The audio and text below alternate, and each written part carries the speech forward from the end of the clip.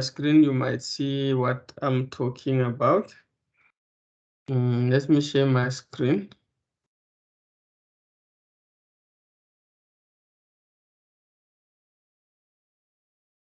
Okay, so on my screen here, I would like to show you something. Are you able to see? Are you able to see this document, which is let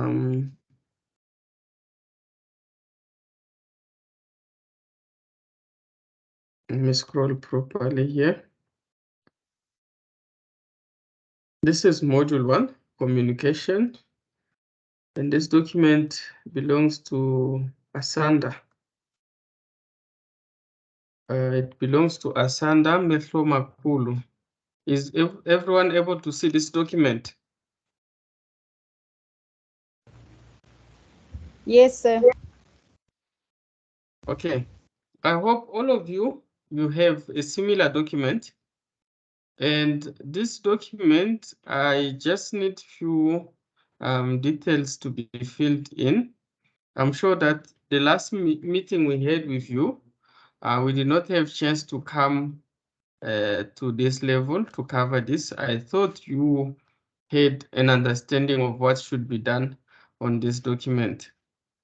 But nevertheless, let us just cover what is supposed to be filled in here, since we are still uploading the very first module. But before we even start with these details, the very first concern is that if I log into the system, I see that some of you are uploading the very same summative, same workbooks several times. So that one is also one of the big challenge. So when I'm assessing them, I'm actually downloading them from the system and assess and then re-upload. So far I have not yet uploaded, but my first concern is that you find that some of you did upload 9, 10, 11 times same unit standard, which is not going to be okay, because on my side it causes the confusion. It gives me an impression that this is different unit standard that have been submitted. All I need from you is to only submit once, meaning, for example, for module 1, I need to see just one formative and one summative. I do not want to see the very same one duplicated several times. And the other document I can need to see, it will be your project and different assignments that you upload in relation to that particular modules. They can be uploaded same time. And now let's come back to this document. This document says contact details, unit standard. Since over here, it is mentioned unit standard, we need to write the qualification ID. What is the qualification ID of System Development Level 5? Is there anyone with an idea?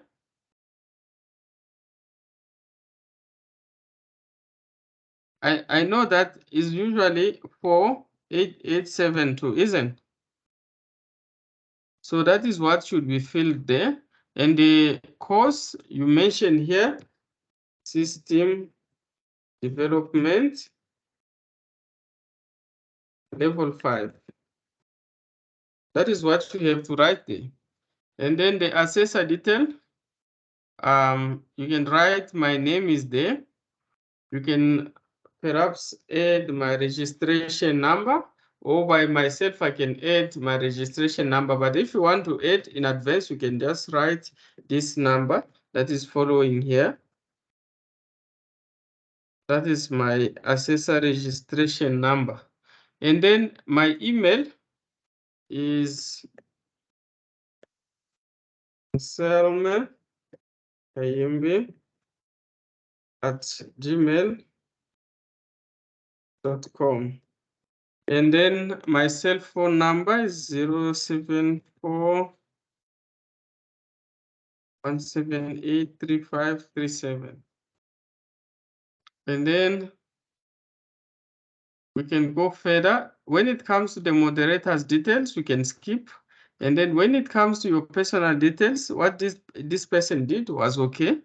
The person filled their name, the job, the ID number, the company, the department is ICT department, and their email address and cell phone number, which is correct.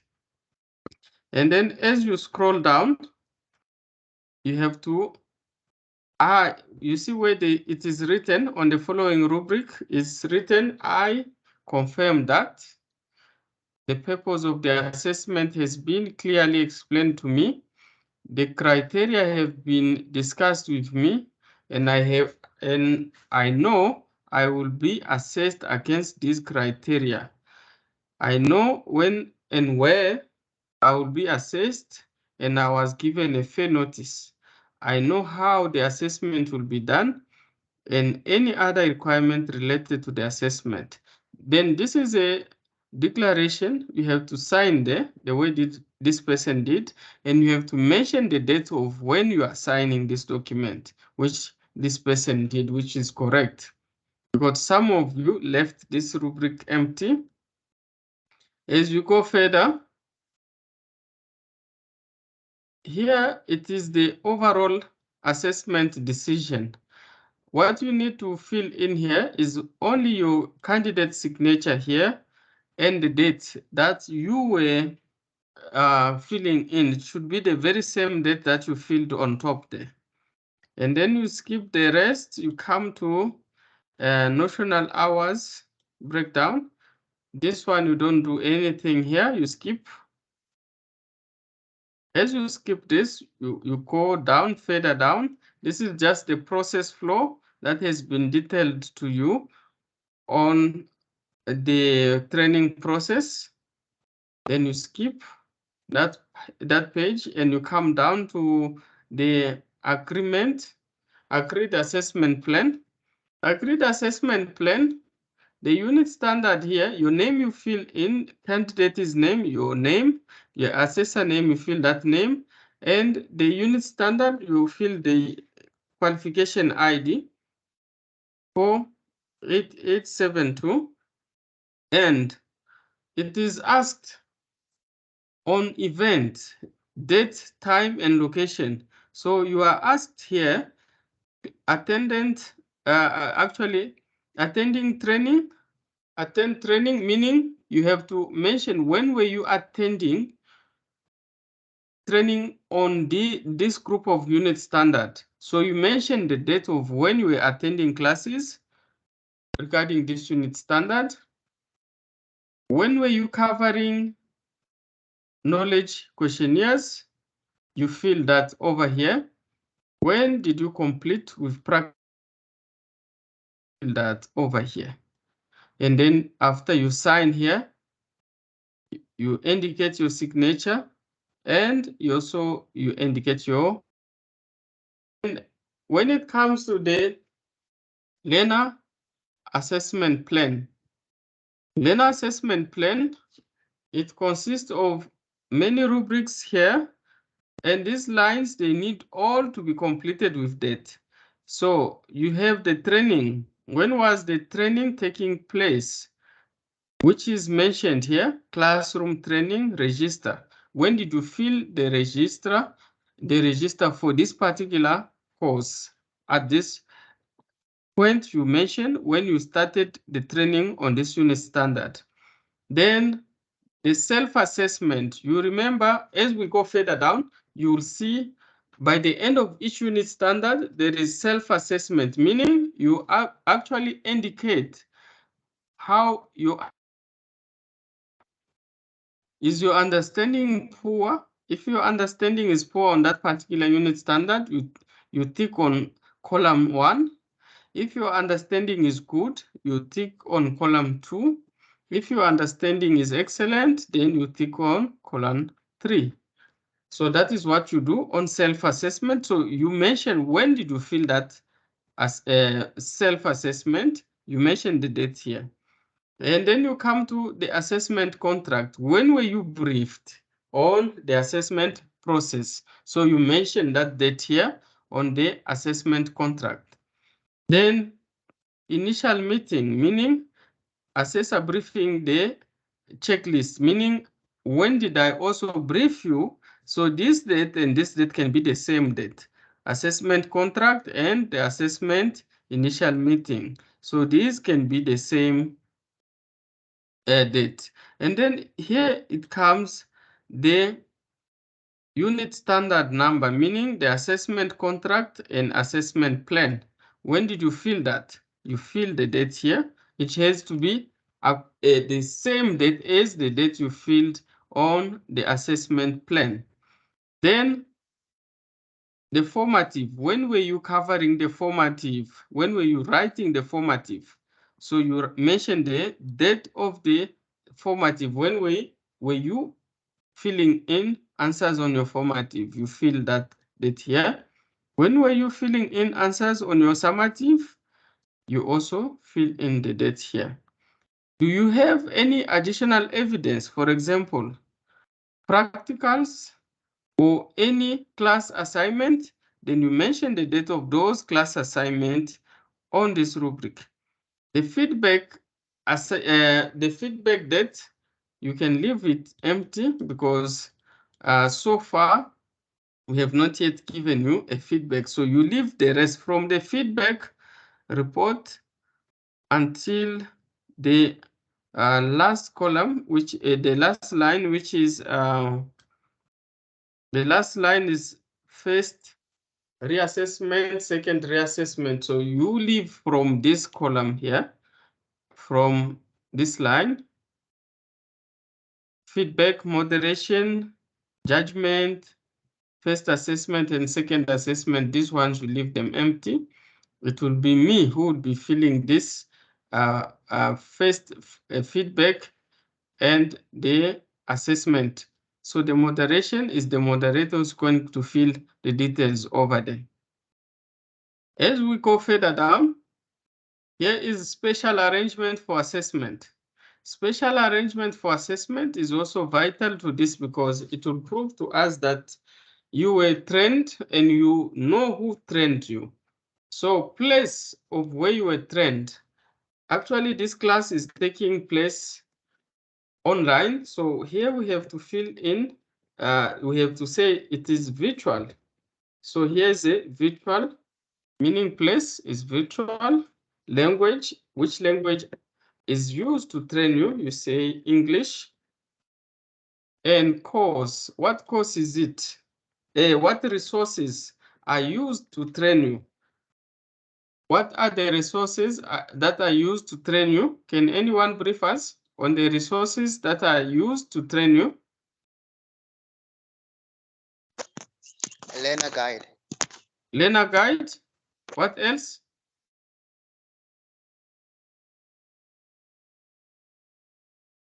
We have the learner guide.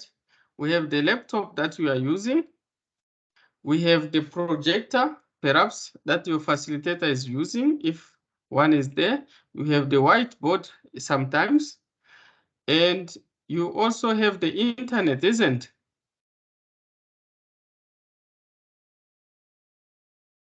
Yes, sir. Okay, if that is correct, so we fill in those details over there. So we'll mention the learner guide, the assessor guide, and the learner guide, the laptop, the projector, the whiteboard, and the internet. So those are the resources that are currently used in these circumstances. So we mention these elements here. Learner guide, laptop, projector, whiteboard, and the internet. Then barriers. Is there anyone who has barriers on learning? If, for example, you have a disability, then you have to mention that disability on this rubric. Otherwise, You just mention not applicable. Just mention not applicable. Then people to be involved in the assessment. We have the learner. So you mention your learner name, your personal name here. You mention the trainer, which is Mr. Tisin Rovu. And then you mention the assessor, who is me, Anselme Kayembe Kabongo. And then you mention the manager. You mention who's the manager? Who is the manager? Do you know the manager's name? Does anyone know the manager's name?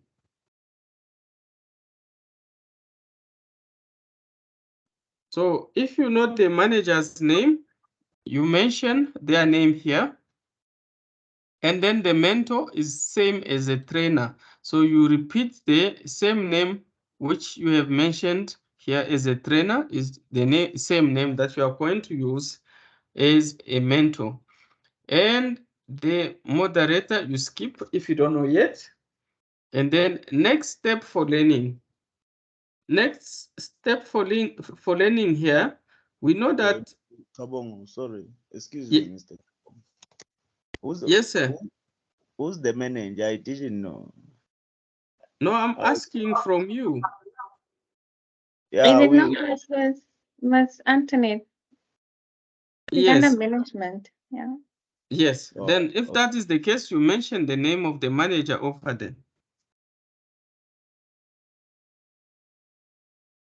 So far, do we have any challenge before I continue?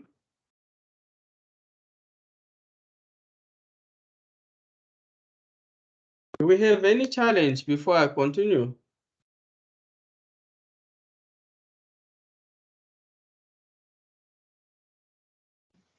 No challenges, no challenges. Okay, if there is no challenge, next step for learning, what is it that you think should be filled there? Because do you know what is supposed to be there in module 2? Because what you are having right now is module 1, isn't? That what we have actually submitted is module 1, isn't?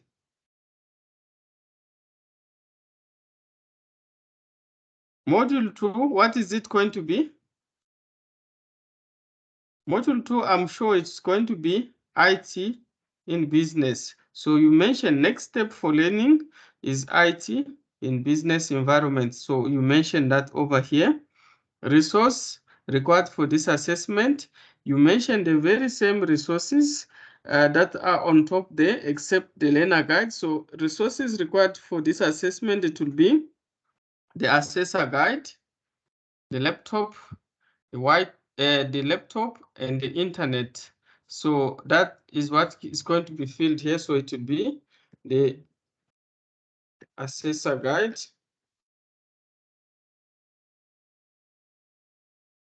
laptop,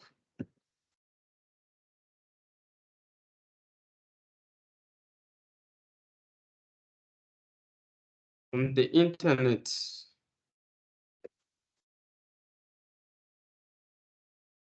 So that is what is going to be needed is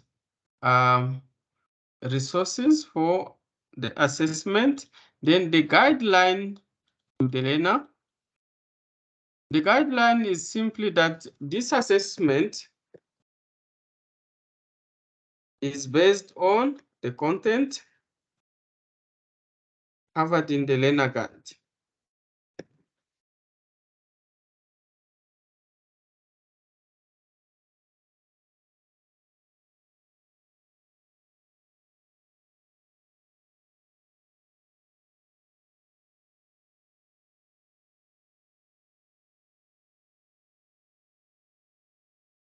Is that clear?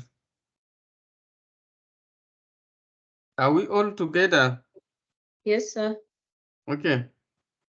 As you come down here, it is mentioned learner name, you mention your name, the signature, and the date where you are filling these particular details. And then you skip, you can write the assessor name, and skip the date and signature. And then here comes the appeal procedure. The appeal procedure, you don't have to fill anything on the appeal procedure because the appeal procedure is used to appeal if the assessment was not done fairly. So this one, you skip all of it. The reason for appeal, everything here you skip. Then here comes where you have to start filling in the details, pre-assessment, meeting, and checklist. All of these elements that are mentioned on the pre-assessment checklist here. I hope last time when we had a meeting, we went through all of these details. So what you need to do for you is to just select this column, tick everywhere until the bottom. Just click simply like this, and it shows that you agree with all these elements and you are fully aware of the assessment process. And then you come down, you mention your name, yeah, and then you have to fill in your signature. You have to have your signature here. And me as an assessor, I will also fill my signature here to actually endorse what has been covered in the pre-assessment meeting. So here comes the module 1. Even though we call the overall here as module 1, but you see that this is a combination of several unit standard. So the very first unit standard inside this module 1 is also called module 1. As you come to this module, there is a summary of the module. What is the module about? The specific outcome of this module. And then there are questions. Questions, we have task 1. You have to make sure that you write correctly the answers just the way this person did. There is question 1 and question 2. All of these are part of task 1. So hence they are part of task 1. All the answers have to be found here. You do not have to leave one out, maybe answering one and leave one out. Just make sure you cover all of them. And then you come down, scroll.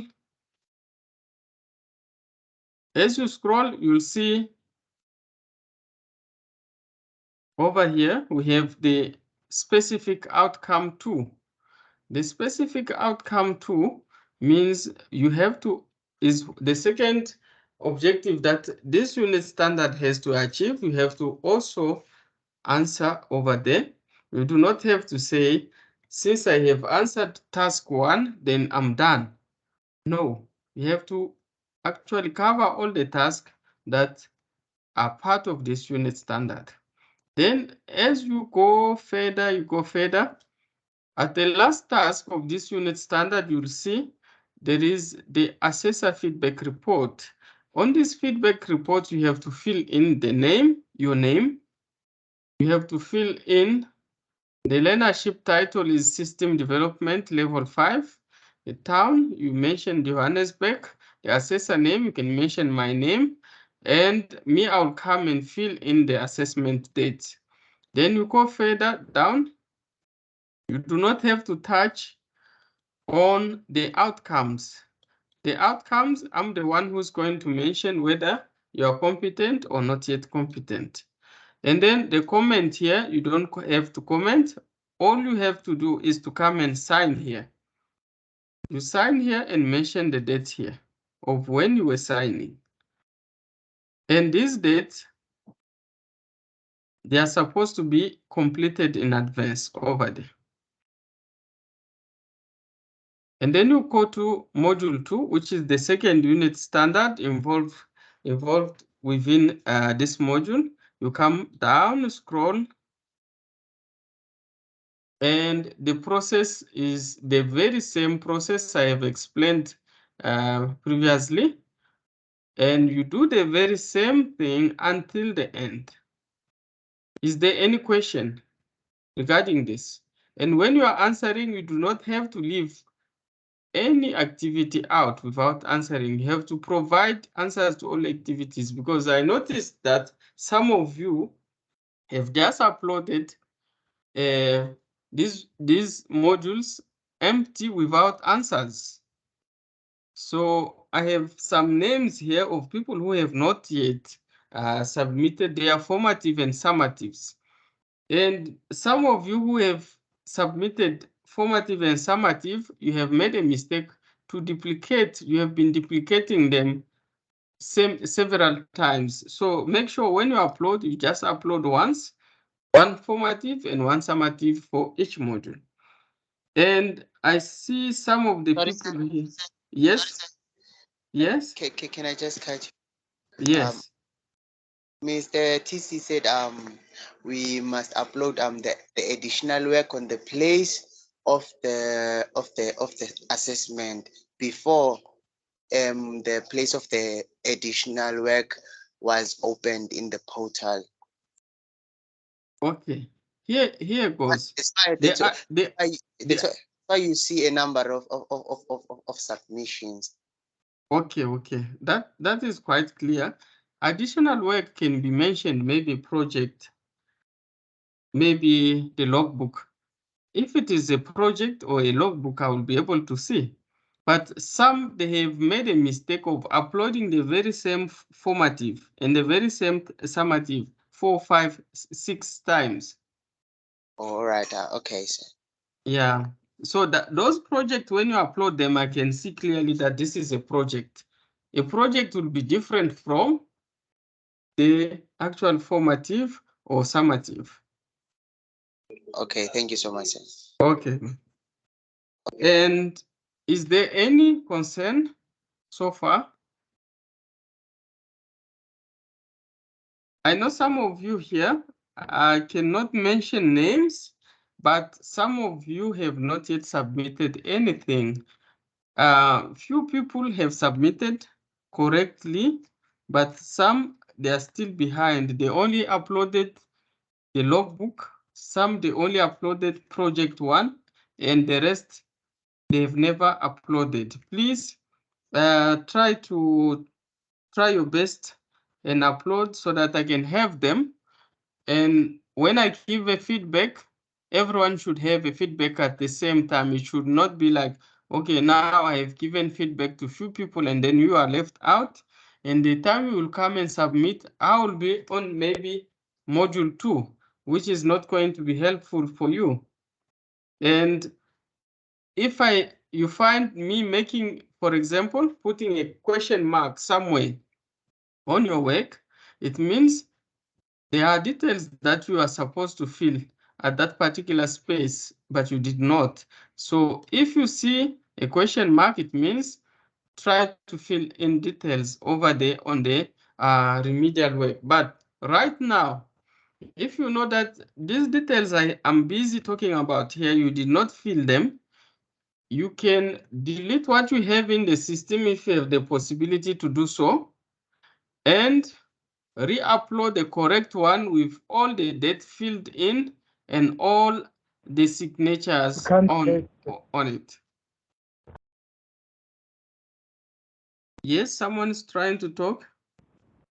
I was saying we can't delete and we only have 3 chances to submit there. You have 3 chances, of course. Yeah, and we are not allowed to delete. Oh, you are not allowed to delete. Okay. Sir, you can yes.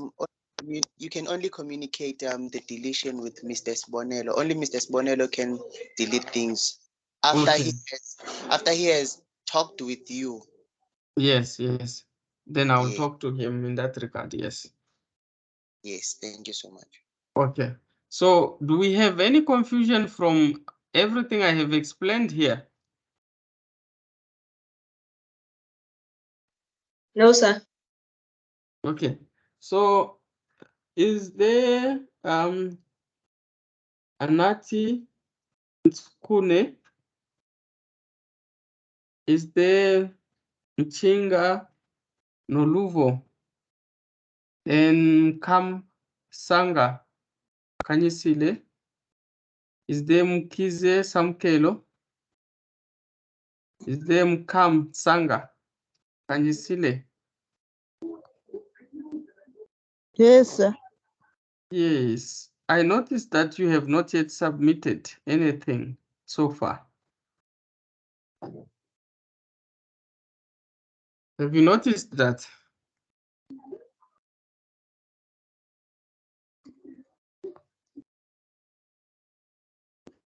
And Wesley, someone, is Wesley around?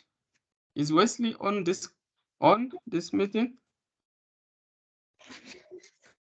Wesley Sefadi. Okay, what happened with Wesley is that if he's around, he can hear my remark. What he did, what is not correct is that he sliced the work, meaning he took out the questions and work on different documents and upload several documents instead of submitting one formative. He actually submitted different formatives and different summatives, meaning splitting work. So you are not supposed to pull in a cut question and paste on a different document and upload all those. No, just fill in answers on the space provided. Don't create other document out of those formative and summatives. So that is what I've noticed as a mistake that this person did. But in case they hear me, they can try to rectify that by just taking your answers from wherever you have written them and fill them appropriately in the formative and summative. So I must not answer my work. Sorry? Must not do my work on. So are you not the one who uploaded what I'm seeing in the system?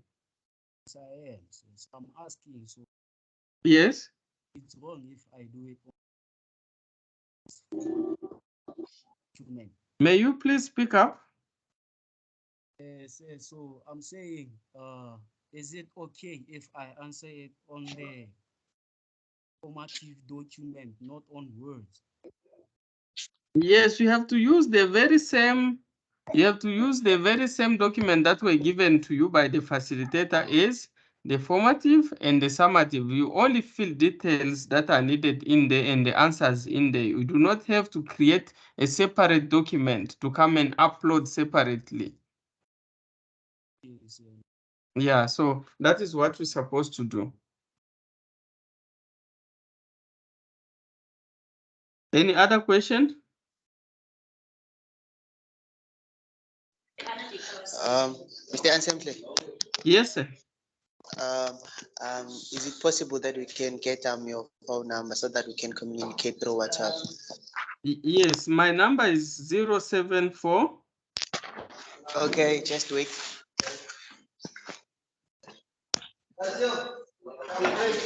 Yes.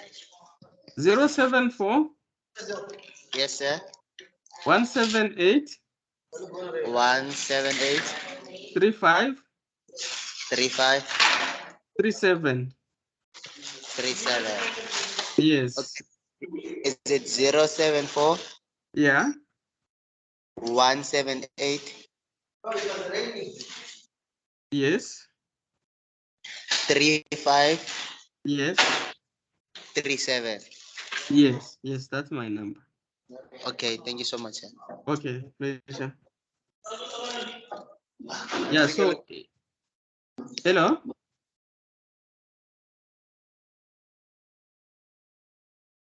Yes, someone wanted to talk.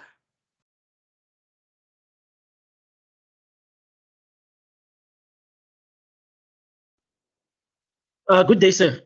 Good day. Good day. Can you please, please repeat the part where you said you are not supposed to send two documents, attach them as a two document to support the statement that was raised in a summative or question. Please come again. Okay, what I was trying to mention there was that you see when you have your summative, like Mhm. what I have shared here, this summative, you can see this document. Nothing is coming. You It's can't- still coming. Hold on. Okay. When you have this document like this, it has several questions on it. So you do not have to cut this question. For example, activity 1 is done on a different Word document. Activity 2 is done on a different Word document. And then after you come and upload a several document representing one workbook or one summative, that is actually causing confusion. Oh. Yeah, but when you have your Oh, okay. project that are related to this particular module, you can upload those additional documents, which perhaps are assignment or any project or logbook. We can upload them, is fine. But what we don't want you is to cut what is in here and work elsewhere and upload them separately.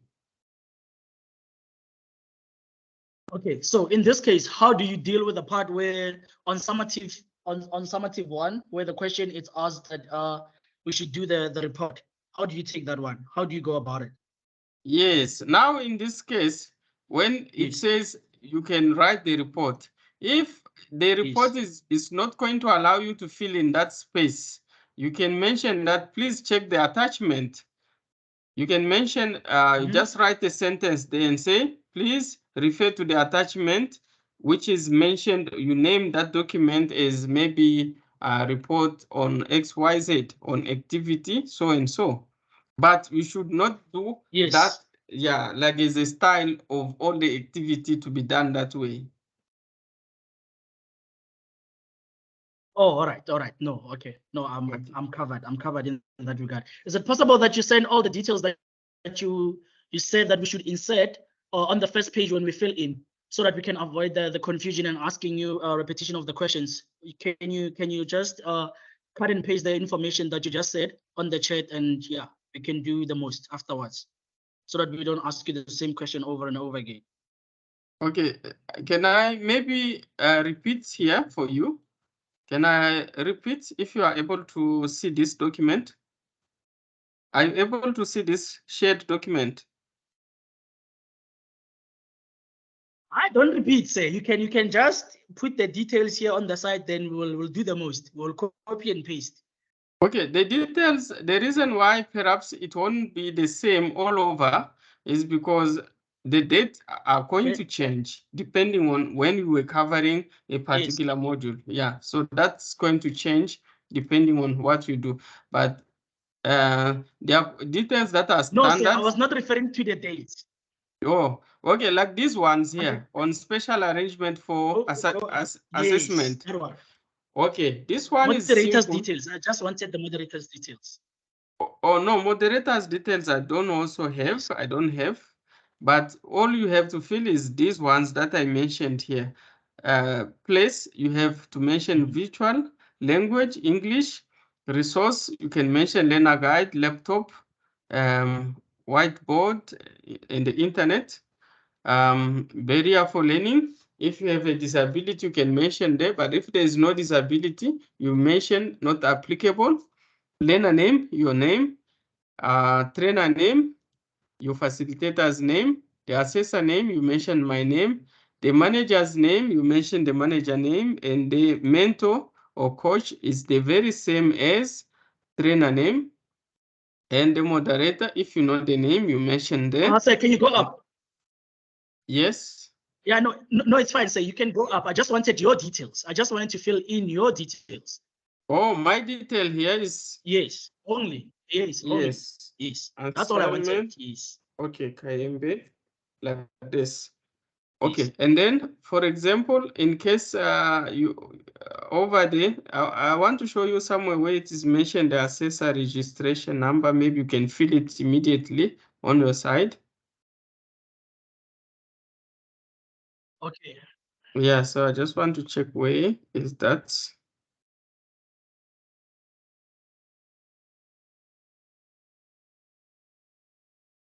Okay, I think it's over here. Yeah, the assessor details here. So my number is here, cell phone number, my email is there, and my registration number is there. And then branch, maybe we can just mention Midrand. Sorry, sir, we can't see. You can't be able to see. No, we cannot see what you're saying. Okay, I'm on the page of contact details. Oh, now we have it. Yeah, thank you. Yes, contact details. Can you be able to see that?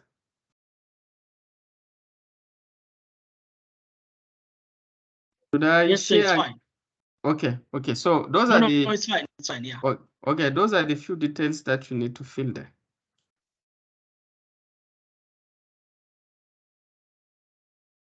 Okay. Is there any other concern?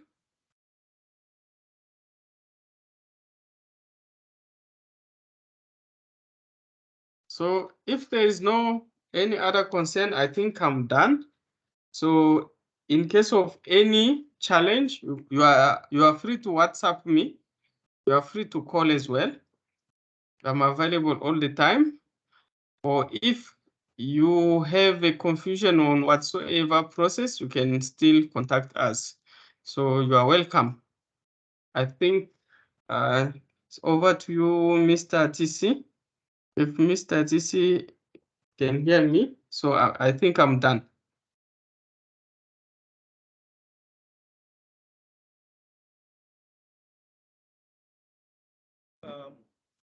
Thank you, sir. Okay, thank you, sir. Okay, so guys, I hope you guys can see. I also shared the details there. The one Mr. Kabonga was saying. All of the information is on the chat. I think the virtual information, like the information that you need the most is there. So anyway, now on this note, first things first, I need to address this. There is someone here who logged in without a name, who's just written teams what. Can you please log out and log in with your name? Like I think they've been saying this for the upteenth time, that every time when you log in, please log in with your name. And then if you are logging in like this, we do not have a record of who you are. And if we have to send details, we cannot send details and say and claim that you are who you say you are. So please, otherwise they will mark you absent. You need to log in with your name.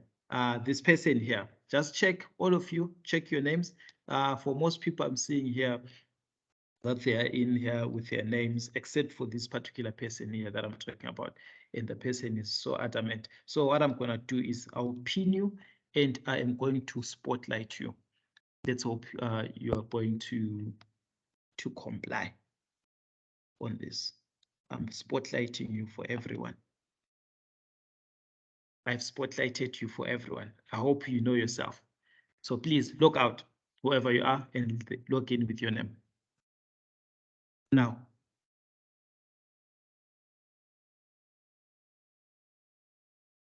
okay, while it's waiting for this other person to log out, and then we need to address this thing of your submissions. What Mr. Assembler was saying here is that there are certain people that didn't submit their work, of which I also noted that, and I wanted to address it, but I thought maybe you guys on your side are going to sort that out. But it seems like there are certain people that haven't submitted anything yet, and I will be sending a report by by tomorrow morning. Let me say tomorrow morning, so that I can give you enough time for you guys to upload your work that is outstanding. So please upload that outstanding work, and then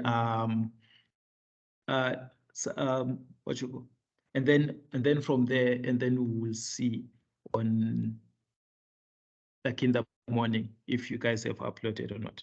So please do that. Mr. TC. Yes. This is Wanga. Say is it possible for you to communicate with Mr. Sibonelo, like to delete those uploaded assessments so that we can fill in the details that we didn't fill and upload them as soon as possible, like today, like just fill in those details that the assessor has just spoke about and we re-upload in a correct way. I'll ask him to do that. I'm pretty sure he's going to do that. So now just make sure that all your information has been filled in, and so that Mr. Sibonelo is going to remove all those other documents so you guys can fill in the information that you need to fill in. So I think there's something that you'll do today. So today, soon after this meeting, you guys can go through your documents, fill in that information that you need to fill in, and then Mr. Sibonelo is going to remove those other documents so that we can re-upload. And there we can also follow up and see. The person that says they can't hear me from their side is a person who didn't log in with their name. Whoever you are, you just sent a message and saying, I can't hear you, can't hear me from your side. Please log out and log in with your name, whoever you are.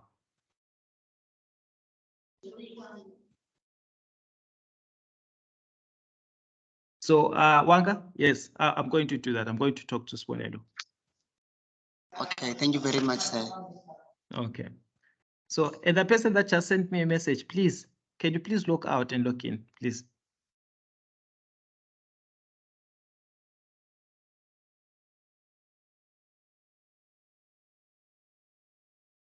Okay, so now, guys, for those that didn't submit, can you please do so with like utmost urgency? Please do so.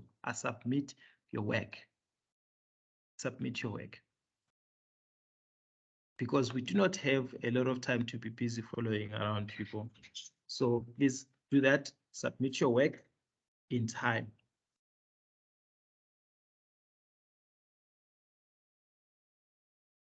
Submit your work in time.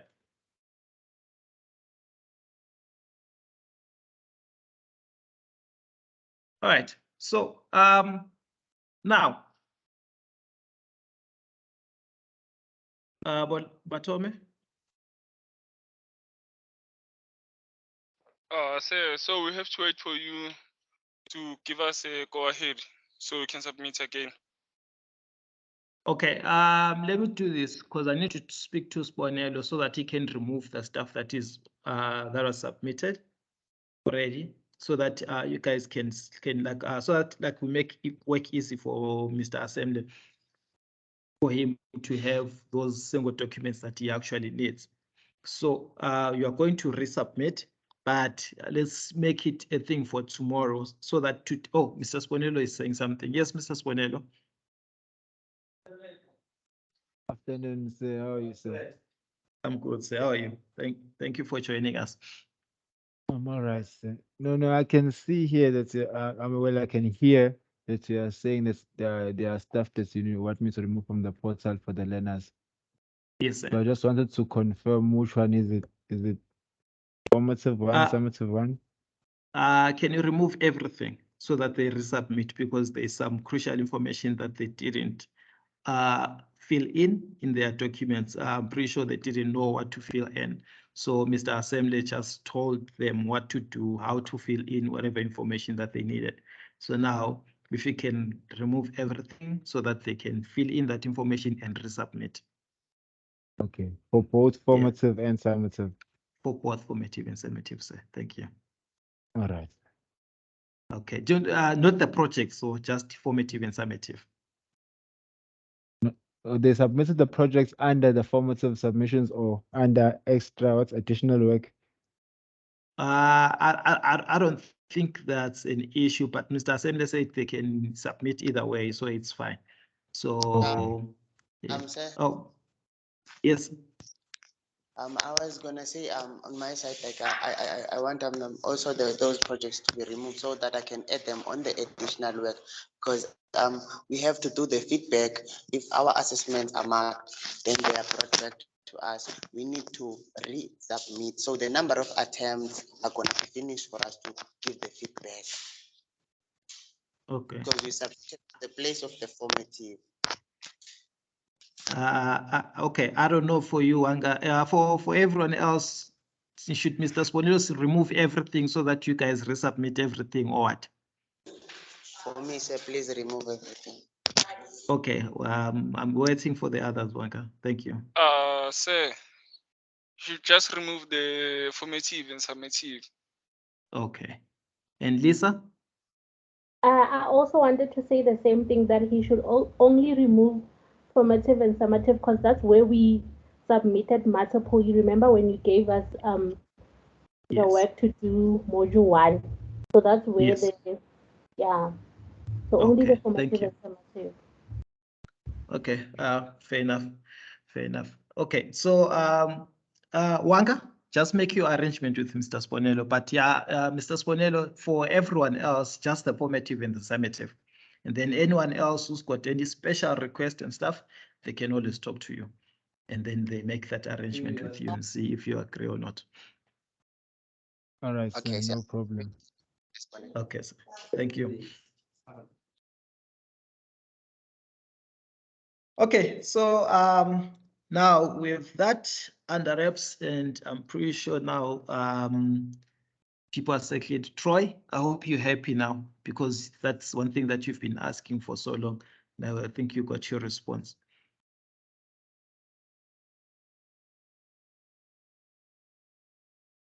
Which one are you referring to, sir? I'm saying in terms of submissions and stuff, like you were asking that questions for so long, and I didn't have like a proper answer. I was always giving you a politician's answer on that, but now you've gotten a straight answer.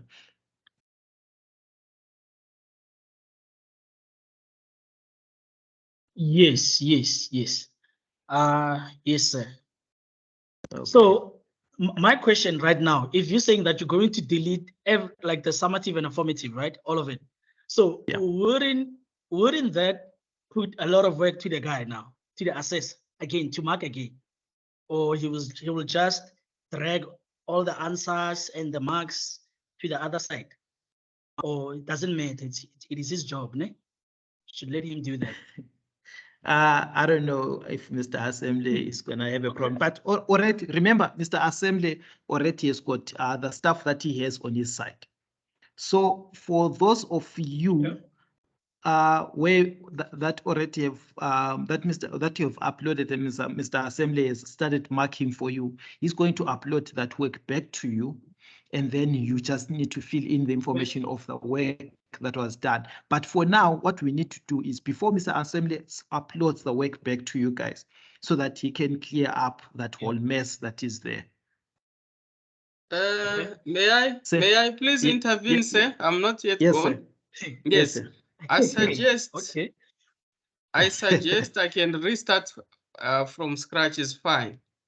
Okay, sir. Yeah, you can just delete everything, and then I will collect what is proper. Then we move with correct stuff. Okay, perfect. Okay. Thank you, sir. And then just let me know when everything has been uploaded appropriately, then I can start my work. Okay, perfect. Thank you. Mr. Spinello? Yes, sir.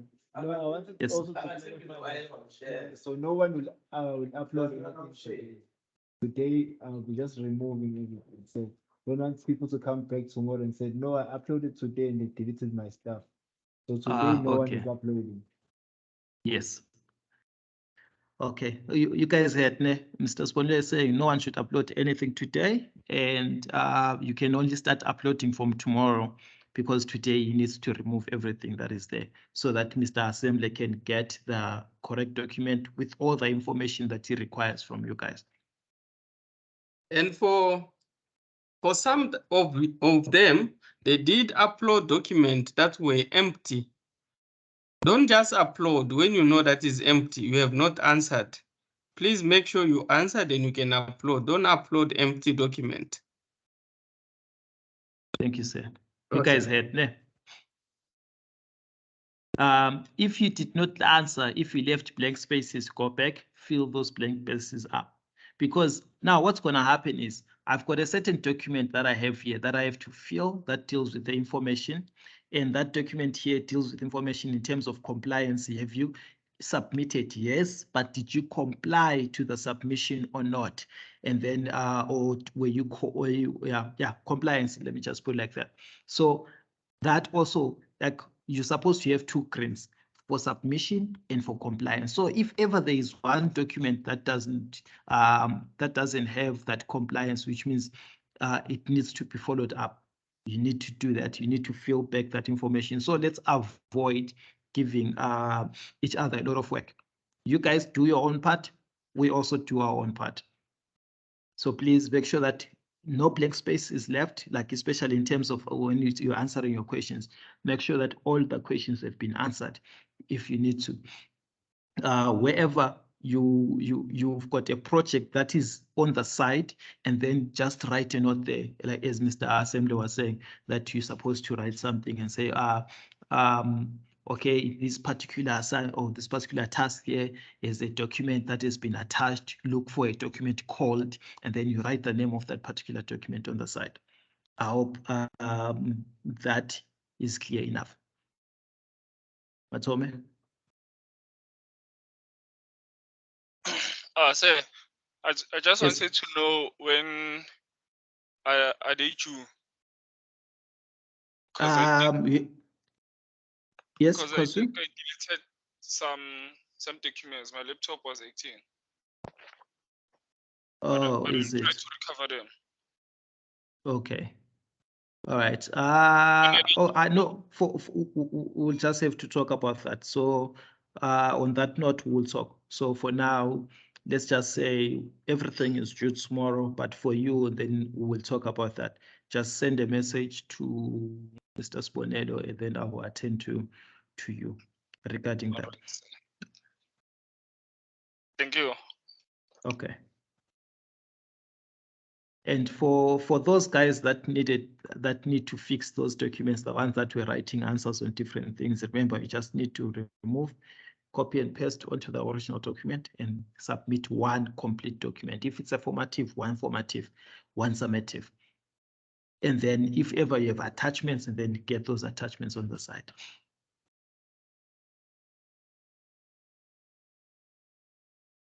Okay.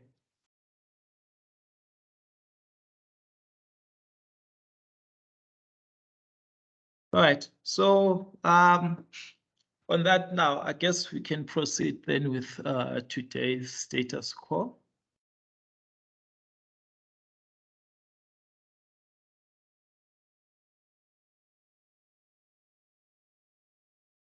So so today, according to our module then, let me just open up, and I'm going to do a little bit of going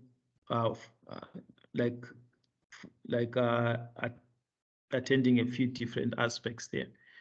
So I'm just presenting something.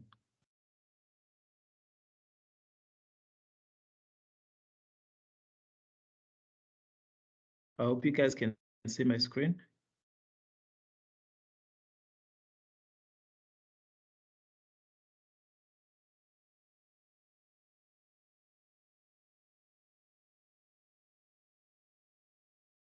Can you guys see my screen? Yes, sir. Okay, so now on this part, today I wanted us to look at the legal issues concerning building an e-commerce website. So now when it comes to legal issues, there's a lot of things that we look at. Remember, like if all this time we've been looking, we looked at the history of e-commerce websites. We have looked at what it takes for you to build a website. We have looked at the internet. We have looked at those aspects. Now, the next part here now, we want now to, and also yesterday we're looking at the aspect of how to manage those e-commerce sites. But we looked at those simple aspects like the advertising and the marketing and things like that.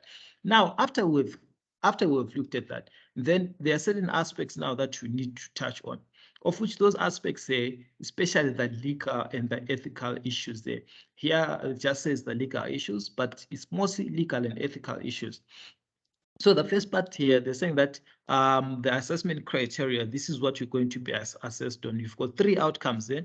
In outcome 1, we're looking at, not in outcome 1, like the first assessment criteria under specific outcome 2 is basically the explanation identifies legal issues concerning e-commerce websites, and then we are looking also at the how these legal issues should be incorporated when you are building your website, and then also we're also looking at the relevant issues that have to be addressed when implementing an e-commerce website. Now, guys, if there's one thing, like we've been talking about websites and how awesome everything is and things like that, but one of the biggest issues that we always tend to overlook are the legal issues when it comes to whether you're starting any business, whether it's a physical business or a local business or an international business. There's always issues. But now when it comes to these, especially these internet businesses here, there are complications, a lot of complications that to deal with. So now some of the legal issues that we're looking at are written here. That's talking about the minimum information to be provided on the websites. Contact details must be provided on all the websites. Minimum information to be provided on business emails. Copyright, data protection, opt-out and opting in, email marketing, the policies on returned goods, the trademarking, disability access, disclaimers, things like that. Like, I'm pretty sure you've seen this every time whenever you go on this website. These things are more standard if you check. Every time whenever you go on your e-commerce websites, these things are so standard. They're basic standard. You see them every time. Like when it comes to the minimum information and things like that. So all of these things, very, very important. So now when it comes to here, okay, let me do this. Let me present this part of the screen.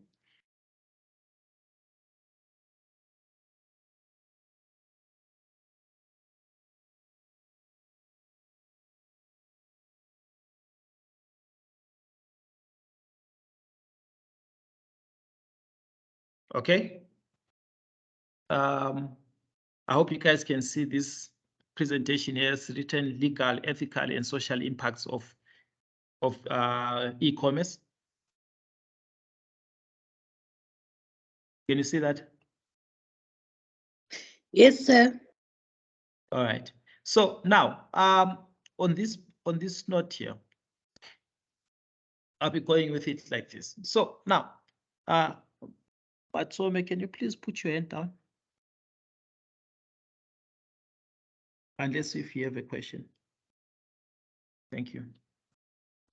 So now, the first part here is basically there are certain issues that we need to look at, and those issues they are bent towards those legal issues. But now we need to understand certain aspects. For instance, here, describe the difference between legal and ethical issues.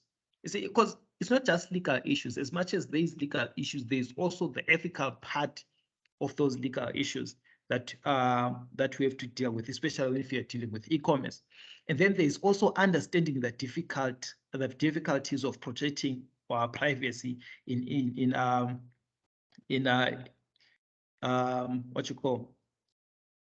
e-commerce, and then discussing issues of intellectual property. This here is a big story, this one here. Intellectual property. Like earlier today, we had a very big conversation based on this intellectual property thing. And then there is also unsolicited and problems and remedies, like how to deal with that unsolicited ad problems, which is what we're just talking about. Then we're talking about opting in and opting out, which is all that stuff. And then understanding the conflict between free speech and censorship over the internet. See, and then there are these things like here, describing what you call meta legal issues in e-commerce, describing the type of frauds on the internet and how to protect yourself against them. What you call representative social issues in e-commerce, You see, virtual communities, the future of e-commerce, all of these things, they are basically part of the legal and ethical issues. And then now the issues, if you are dealing with these type of websites, how do you work around these aspects? If you are dealing with a business, because remember this module is about IT in business. How do you apply the IT in business, especially with e-commerce concerned? How do you make use of e-commerce in your business? Let's say you want to start an online business. How do you apply this? If you're building a website, how do you apply all these issues? How do you work around all these issues? Because there are issues, they are there, and they're going to affect your business one way or the other. Like we've seen that almost all these major businesses that you know, they've been dragged to court for one thing after another. Someone will be like, no, you sold me this. Someone will be like, no, you took my information, you gave it to so and so. Like there is always stories when it comes to these major issues there. Then now the issue is, how do you deal with them? What issues are there? And it doesn't help you just to be able to deal with things, but it's always helpful for you to understand what type of issues are going to be able to be facing as you venture in this journey. And then how do you deal with those issues? How do you work around those issues? That is what you are simply dealing with. Those are your learning objectives there. So now, legal issues versus ethical issues. Now, what are ethics? Let's start there. So now, when it comes to the ethics, this is a branch of philosophy that deals with what is considered to be right or wrong. That is as simple as it goes. What is right or wrong? So in the space of IT, let's do this. Let's say I run a company, and then what is I'm running my company there, and then I deal with a lot of people that I deal with, and then their information comes to me, and then I can do whatever I want with that type of information. But now, when I'm doing whatever I want with that information, now, is it right or is it wrong? How am I supposed to protect people's information? What if there's sensitive banking information that I need to work around? See, all of those issues there, they branch around the ethics there. That's what we'll be looking at there. How do you deal with it? Even when you're building your website, there's also ethics. When you are copying code from someone's website and you're pasting it, when you're stealing pictures from someone's website and you're pasting it in, that bounds between especially ethical and legal issues. So someone can come and sue you for that, like, you've been stealing my pictures without permission, which is basically plagiarism. As much as it's unethical, at the same time, it's unprofessional, at the same time, it's a legal issue. You can get arrested for those things. And then the major ethical and legal issues discussed in this chapter include privacy, intellectual property rights, free speech and censorship, consumer and merchant protection against fraud, and unsolicited electronic ads and spamming. Like we've got this. And as I say, that these are major things that you face almost every time. So now, e-commerce ethical issues, non-work-related use of internet. Like for instance, in companies, a lot of people, what they do is their employees are tempted to use email and the web for non-related purposes. In some companies, this use is tremendously out of proportion with its work-related use. The utility of monitoring employee usage can be considered one of the most controversial EC issues. Like here, utility of monitoring employee usage. Like employees are monitored in their work over how they use internet. A lot of employees are monitored at work, especially related to how they use internet there. So now these are some of the issues, as much as they're not exactly legal, but these are ethical issues at work. How do you work around it? How do you use the internet? Are you always busy shopping? Are you always busy viewing things instead of working and things like that? So, and now when it comes to ethics, so there are certain guidelines that are needed. Like for instance, these guidelines here are for corporate web policy. You see, now the reason why I'm showing this, I'm not showing this because I'm saying that at work this is what you do, but I'm saying this is a guideline that is supposed to be part of your web policy. See, because here we're dealing with IT in the workspace. So there are certain policies which are, as much as their ethics, also they form part of a legal obligation, because you do not want someone to come and blame you tomorrow for their work not being done because people are busy browsing on your website. So you rather protect yourself. Like YouTube, for instance, YouTube has a disclaimer where they've got a certain, in their code of ethics. The problem is most people don't even read these things. Like in their code of, there are certain guidelines there. They will tell you that they're telling companies should issue written guidelines or policies when it comes to employees making use of the internet. And then they say, then they'll also say something like, make it clear to employees that they cannot use copyrighted trademark material without permission. See, like for instance, now you're running your own website, and then you're running your own company, and then you've got programmers or developers working for you, and you've got marketers working for you, and then these guys are stealing pictures and videos from other people, and they're using that to market your company. That becomes a problem later. It's an ethical issue as well as it's a legal issue. It becomes a problem because now those people will be like, okay, our stuff is trademarked. So when you're stealing it, which means it's either we want a certain portion of your profit or we're suing you. So now that is up to you on how you're going to deal with those issues there. And then also post disclaimers concerning content such as sample code that the company does not support. You see that also this, it needs also to be taken into consideration there. Like what type of code do you accept? Do you accept open source code, or do you want your own people to develop their own code from get-go? There are certain things that, those things there, you need to also look at there. Post disclaimers on responsibility concerning the content of online forums and chat sessions. What exactly do they talk about in the online forums? If they talk to other developers when they need help, what exactly are they saying? What if they divulge very sensitive information about the products that you're selling and things like that? So all that information needs to be looked at there. I see that. So things that you need to make sure that the web content and activity comply with the laws of other countries. So now this here becomes a problem, especially when it comes to, remember, if you're dealing with an e-commerce website, literally, because remember we said that you are online. Being online means you are part of a global community. So which means whatever that you are doing, you are no longer doing it in your own country or in your own jurisdiction alone. Now, even if you're in Gauteng or in Johannesburg, which means you are catering to people in Pretoria, you are catering to people in the Eastern Cape, the East Londons, and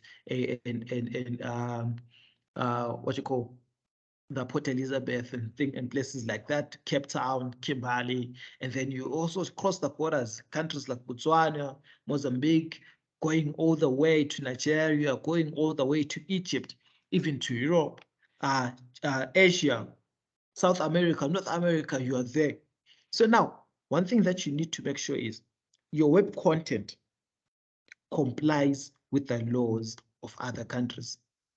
Problem is there are so many laws that are there in other countries. So that it's possible that you're not going to satisfy all the laws, but try to comply with the laws of other countries.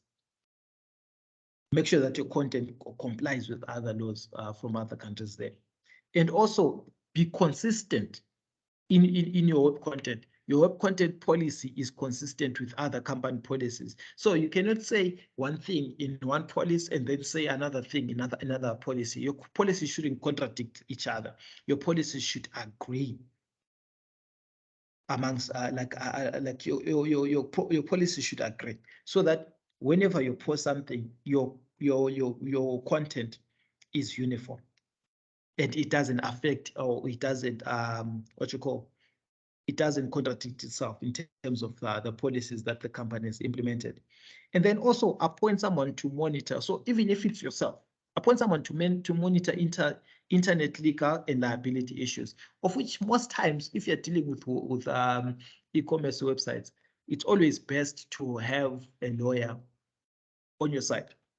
Now, whenever you have a lawyer or an attorney on your side, these are the people that will be looking at these items, the internet legality and liability issues, because they know better when it comes to those laws there. Not just any lawyer, but a lawyer who's very vexed in terms of internet workings there. So now you need someone who understands the legal issues and the liability issues there. And then have attorneys review web content to make sure that there is nothing unethical or illegal in the company websites. Because you never know. One thing is, like for instance, here in South Africa, I have a lot of websites. Example, there are these guys that are busy selling Air Jordans, the Air Forces and stuff. Then they say you can get 2 for 1.1, maybe 1.5, 1,500, 1,800 rand. You know that at Nike, if you go to Nike and then you go and check the price of those things, maybe just one can cost you anything around maybe 4,000 rand and stuff, but these guys are selling 2 for under 2,000 rand. Where are they getting those things? So now that just shows you that technically those things are knockoffs. And now, but they've got websites that are running, and in those websites that are running, they've got that content that has been posted there that they're actually selling for that kind of price. So now the question is what they're selling legal or not? Because it's a knockoff, you know already that it's illegal. So if one day the country wakes up, and decides to say, okay, you know what, let's crack down on illegal goods and stuff. They'll go through all these websites there, then they'll be looking for those guys. Now, it's a pity that most of those websites there, they also do not comply in terms of certain policies, like especially the policies that deal with information that comes with like contact details and stuff. Like for instance, let me show you this. Let me show you this part here.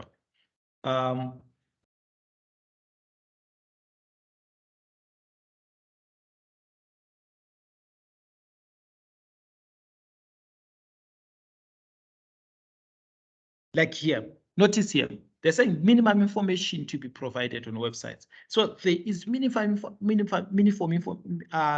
information that should be provided. They say websites, whether involved in e-commerce, are legally, especially that underlying part, are legally required to provide at least 7 things. 1, the name of the service provider. Each and every website, besides you saying it is not enough to say your company is xyz.com. Yeah, but what if I'm checking through the register of companies and I do not find xyz.com? So what is your actual name? Say that this might differ from the trading name, such as in such differences as explained. E.g., xyz.com is the trading name of XY Enterprises Limited. See, so now the names can be a little bit different, but it is not enough always just to have the domain name. The domain name and the name of the company are needed to be provided. And also, you also need the email address of the service provider, because it is not sufficient just to have, I've seen some other companies, they just have a contact us form whereby you just fill your information there and the next thing, and then they say, we'll email you. Legally, that is not even allowed. A website cannot be like that. A website that's genuine, that's valid, is supposed to have an email address of the service provider. If the email address of the service provider is not there, which means the person can't be trusted, or whoever runs that website cannot be trusted. Otherwise, if you have a problem, how do you contact them? Are you going to fill that form again and submit it? See, it's always an issue there. The geographical address. See, this is one of the most important things. The geographical address of the service provider, because you cannot use a PO box because it's not a geographical address, but a registered office address is needed. A registered office address is needed. So these are part of the legalistics there that you are needed, especially when you're dealing with these businesses there. You need that geographical address. If you are located in number 38 Hampton Road. Say I am located at number 38 Hampton Road. Hence, now those websites that I was talking about, those websites that are busy selling those sneakers and stuff. Usually, you find those things being advertised by these what you call influencers on Instagram and stuff. But now, if you notice one thing is these gents or whoever is selling those sneakers, they never put in their website. They never put their addresses. They don't have an office anywhere. You can order something, they might deliver it or not, you never know. So now, if you have a problem, who do you contact? Where do you go? It's always an issue. And then you find people busy crying because people also do not understand that aspect there.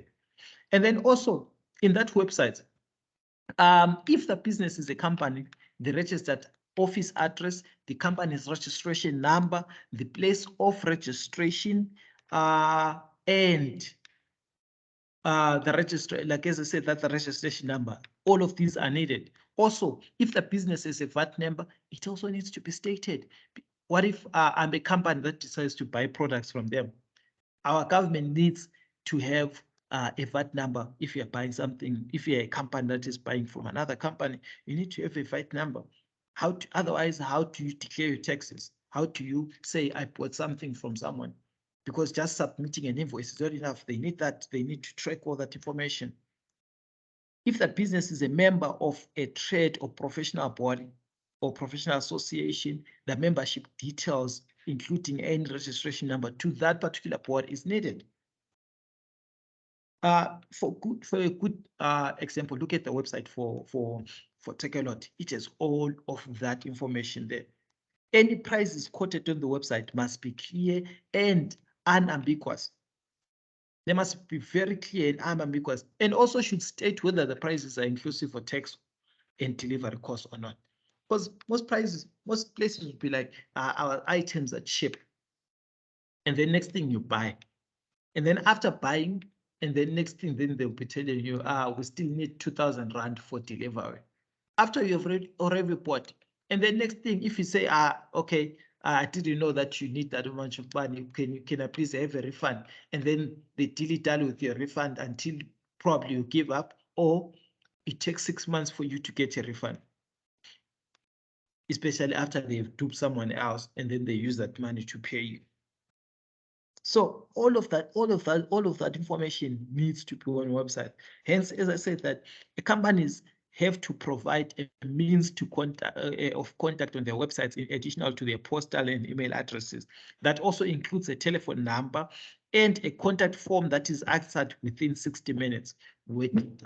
See, those contact forms that you have, contact us. If I send a message on it, I'm supposed to get a response within 60 minutes. Otherwise, whatever that is being done, you have every right to actually sue the companies that do not respond to you appropriately. Say that unless if they have a phone number, and then you can always just call and confirm. Also, as I said, that these are information there, the minimum business details, the registration number, excuse me, registration number, place of registration, the registered address of the company, and the name of the particular company there. Also, now copyright and data protection. These are things that I wanted to talk about on the other slide there. So let me go back to the other slide. So on this note, do you have any questions before I proceed?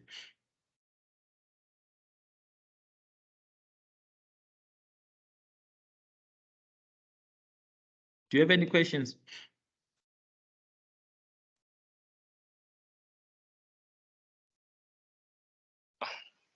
Sir. Yes, Matome. If you're doing a website for someone else, you have to put their details, not your details. Not your details, it's their details, because it's their website, remember. So whatever that they are doing, it has to be reflective on them. You're only a facilitator to give them a certain service, but the information that has to be there is their details, their own details. Okay, thank you. Okay.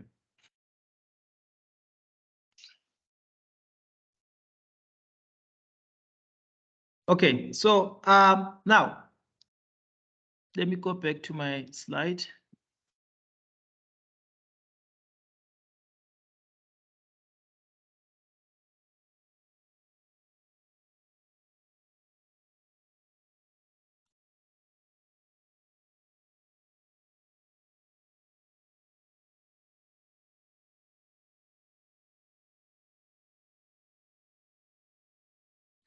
Okay, so now back here, we're talking about privacy now. Next up there was privacy. Now, privacy, the right to be left alone and the right to be free of unreasonable personal intrusions.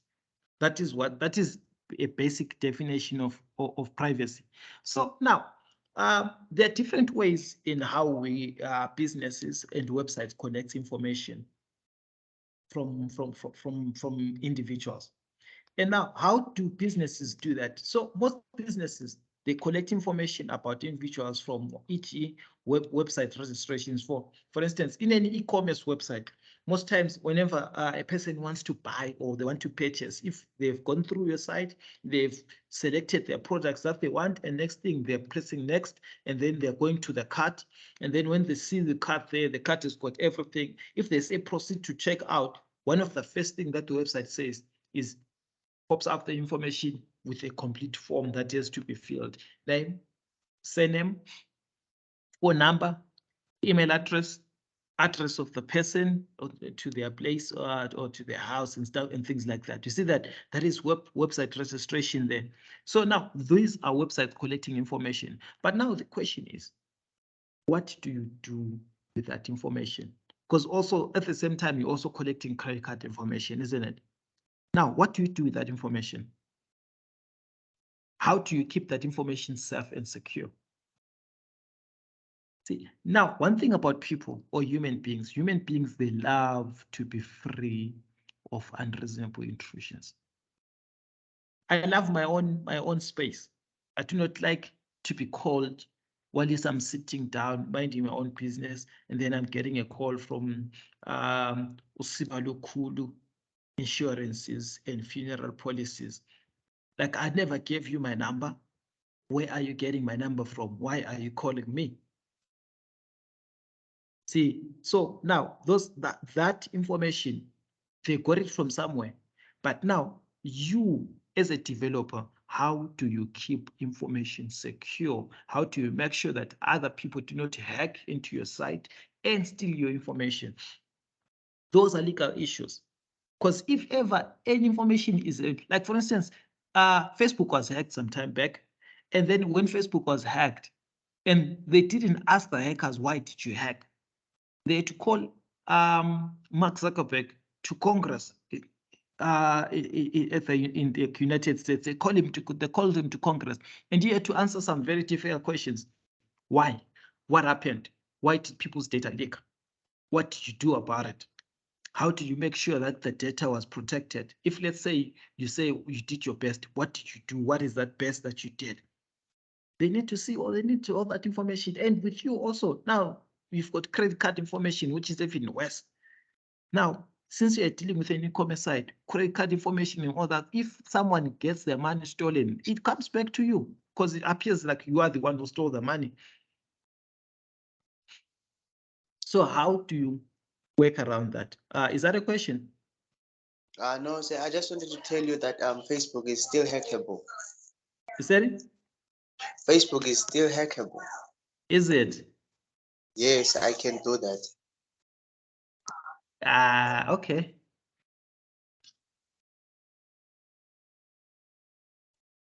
Okay, that's it. Okay, so now continuing the other ways of collecting data are cookies. I'm pretty sure you guys have seen cookies in websites. Most of the times, whenever you open a website and something pops up there, it's like cookies, and then it asks you. And then most of the times, if as long as you do not accept all, it gives you something else to go to settings and stuff, which is too tedious. So a lot of people just accept all and move on. Do you know what you're accepting when you're accepting cookies? Hey guys, you've gone through websites before, you've seen cookies, and I know for sure that you have accepted those cookies. What is it that you're accepting? Wanga, what is it that you're accepting when you're accepting cookies? In the cookies. Yeah. So I'm not sure what is being actually accepted on the cookies, but I think that you are accepting that you should be notified by the website or something. Notified? No ways. Cookies don't notify you over anything. What do cookies do? They help you to when you return to the website, so they assist you to easily go back to that website information which you once visited before. Dumzani, do you know that your web browser and your computer is capable of doing that on its own without cookies? Yes, I do know. Yeah, then why do you accept cookies then? Sometimes to easier things, but usually I don't accept them because it's bad. Someone can use my system and go back to whatever I did with the website. I can still do that even if you don't accept cookies. I do clear even history, say I do clear everything. History doesn't hide anything. There's things called there's things called what do they call that? Logbooks and stuff. Your computer has got logbooks. Your computer keeps track of everything. Okay, sir. Yeah. So anyway, now when it comes to cookies, most times whenever you deal with cookies are basically what you call I'm trying to find a layman term on what I can define cookies as, but when it comes to cookies,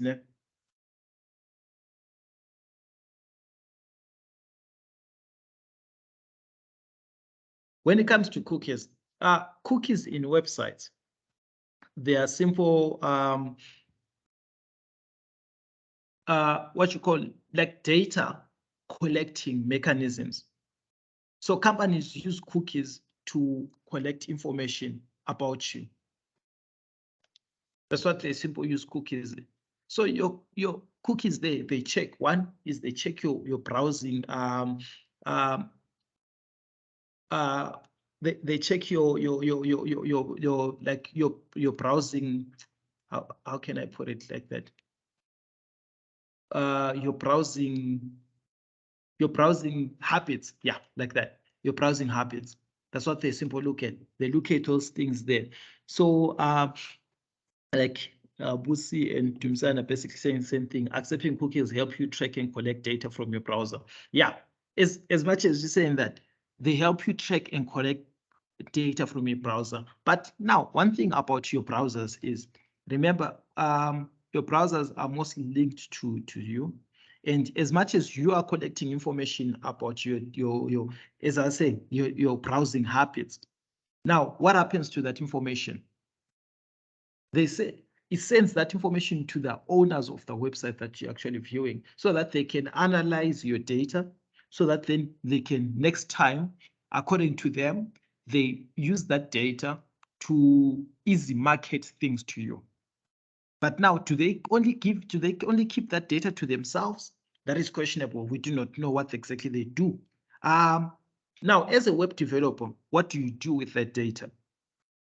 So that is up to you now to figure out what, as a web developer, what do you do with that data? What you do with that data actually matters a lot, especially when it comes to these major companies here. So as Dumzani was saying, the cookies are very good. They help you in terms of browsing. Dumzani and Busi, cookies are very good. They actually help you to, especially if you're working on your computer. For me personally, I don't wanna lie, I love cookies because they help me a lot, especially when it comes to, and I do not mind them busy, like collecting information about me, because anyway, when it comes to my browsing, at least it personalizes my browsing experience. It makes it easy for me to, especially to look for, because I'm always looking for the same information. So whenever they recommend the information, it's something that is actually very relevant. But with at the same time, it's actually dangerous in the sense that we do not know what other developers do with that information, because other developers or data miners, they use that information for something else. They use that information, they sell it. Some of these guys, they sell that information to third parties. And then those third parties are the ones that keep on sending you emails, some useless emails. You see an email coming from some other company that you do not know, or sometimes you'll be getting some, like a lot of spam on your email. And then if you're in South Africa, and then sometimes you'll be getting these phone calls from companies like Holland and all these other companies that you have never heard of, and then busy trying to sell you this and that. So, but at the end of the day, like what you do with those cookies is what we are simply talking about there. How do you keep people's information private? That is the most important aspect there. And then spyware and similar methods, spyware and similar methods. So all these are methods of collecting data from people there. And then RFID threat to privacy. Okay, do you guys know what RFIDs are?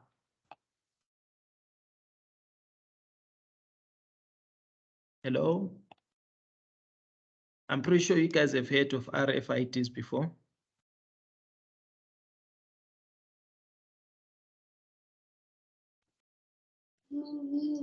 No, sir.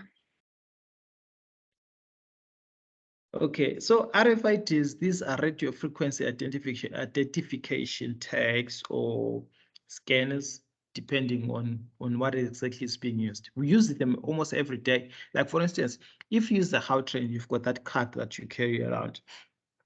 That card is fitted with an RFID chip inside, and then you just move it, tag, and then you go into the train, like you go into the station and then you catch your train. When you're leaving, just tag. Your bank cards, they make use of this every day. So you make use of this almost every day there. So now, and then your phones, you've got a modified version of this, which is called it's called what? Near field NFC, near field something. I forgot what the C. What? Sorry.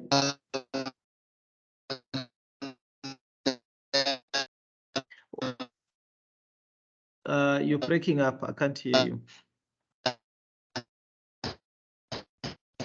But it's called basically near field communication. Yeah, NFC, near field communication, which is basically a modified version of that. But anyway, now these ones here are a threat to privacy, because nowadays, if you check, whenever you're moving around and then people are busy collecting information, whether with your permission or without your permission, people do that almost each and every time.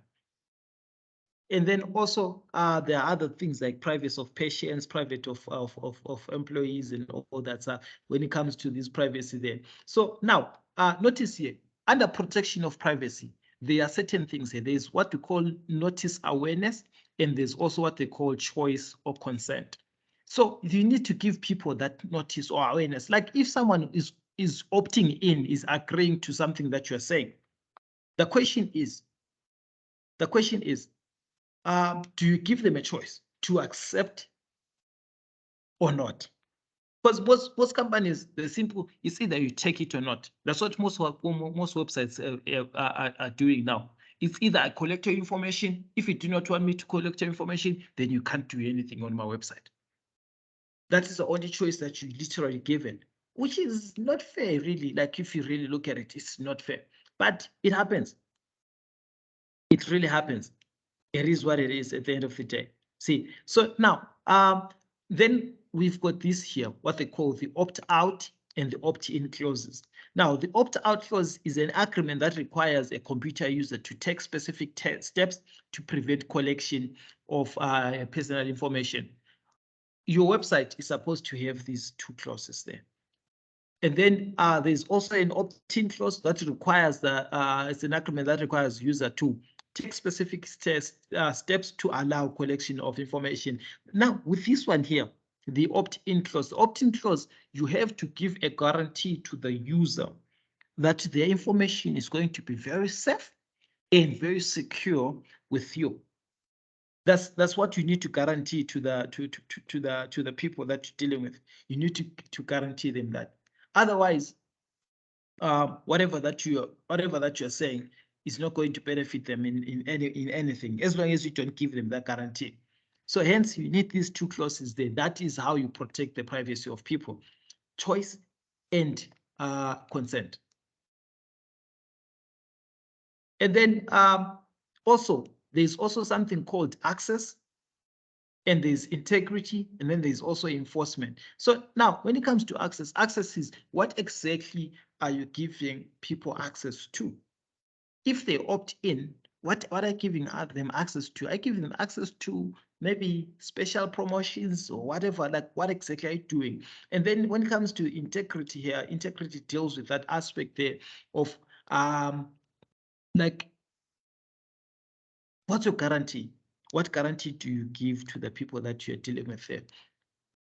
So, and then now, okay. And then now they're saying that privacy in other countries. In 1998, the European Union passed a privacy directive, reaffirming the principles of the principles of personal data protection in the internet age. In South Africa, we also passed a similar rule. What do you call that rule?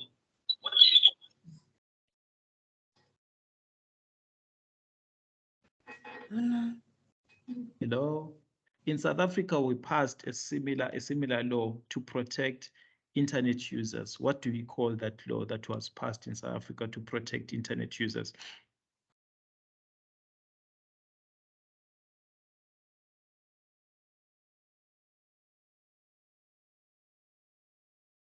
Guys? Hello?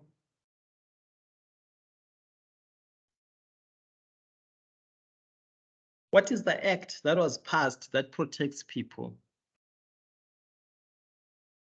That protects people's privacy, whether especially online. What is that act? Sir, Yes. can I give it a try? Is it copyright or it's something else? It's something else.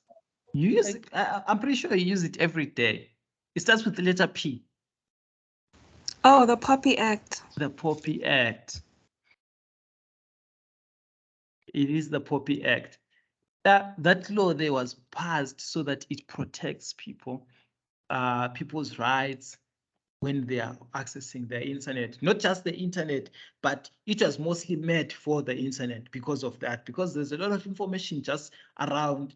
So now people's information needs to be protected. And how do you protect? Do you know, guys, did you notice that the matrix that wrote this year, their names were not on the newspapers? Did you notice that? The ones that wrote last year, I mean, their names were not on the newspapers this year. You didn't even notice that? Or you guys don't have brothers and sisters? So now, if you check, the matrix that wrote last year, their names were not on the newspapers. Why?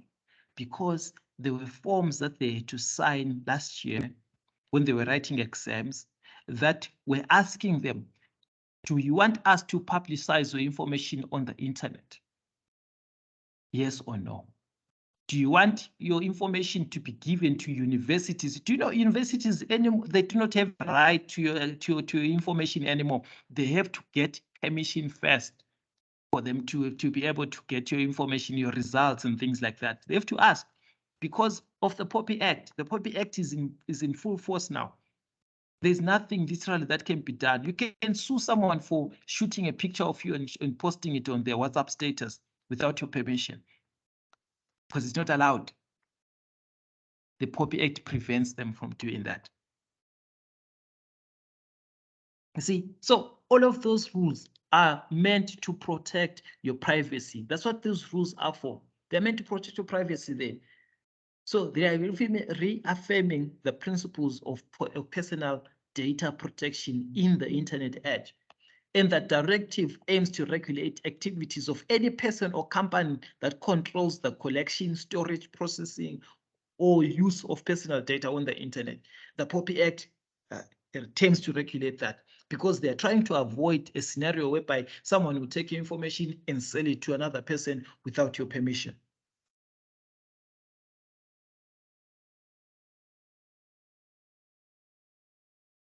And then there's something called intellectual property. Now, intellectual property, this is a creation of mind, such as creation of the mind, such as inventions, literal and artistic work, symbols, names, images, designs used in commerce. There's a lot of things that people come up with. And nowadays, almost everything. Do you know each and every logo, each and every symbol that you see, even those stickers that you are using on WhatsApp, most of those stickers there are intellectual property. They are protected. You cannot copy and make your own without acknowledging the person. Even if you're making a website, you can't just copy something and use it. People's pictures, you just see a picture on the internet of a sneaker that you like because you are making an e-commerce website, and then you just use it, but you do not acknowledge the person in your code. It becomes a problem because the person comes back and like, but that was my picture. I shot that picture. Why are you using it without my permission? Intellectual property. It's a big thing there. And then copyright. Now, copyright, this is what Nomfundo was talking about there. This is an exclusive grant from the government that allows the owner to produce a work in whole or in part. Yes, Matome?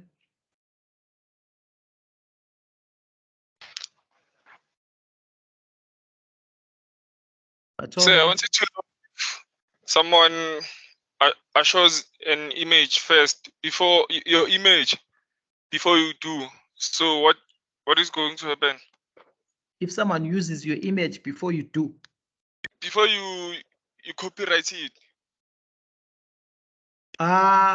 Okay. Isn't there this called intellectual property? Intellectual property, you don't need to copyright intellectual property. You don't need to copyright intellectual property. Intellectual property, you just have to prove that you shot the picture first. As long as there is proof that you had the picture before that other person had the picture, or that other person took your picture from somewhere, and then that is intellectual property. Like intellectual property is just a matter of proving. Now, but now the thing with intellectual property is you need to copyright intellectual property. So that is where now copywriting comes into place now. So I don't know if your question is, if someone uses your picture before you copyright it, then it's possible you can sue that person as long as you can prove that you had the picture before the other person, even before you copyrighted it. Because there's a lot of work that hasn't been copyrighted, but that other people were able to prove that, no, this is my work, I did this. But I haven't copyrighted it, but I did it. And then they can prove using a certain timeline, and then the courts will say, okay, this is your work. And then they say to the other person, you have to compensate the other person for using his work. I don't know if that answers you. And if you can prove that you're the one who created it, then it's a different story. Yeah, if you can prove it, then it's your loss, my man. It's done. Okay, thank you. Okay.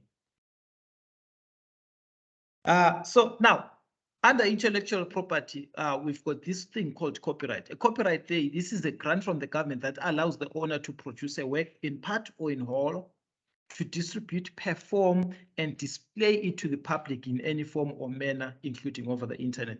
Now, listen, to produce, to reproduce a work. Do you hear that? Now, copyright doesn't mean that the item belongs to you. Remember that.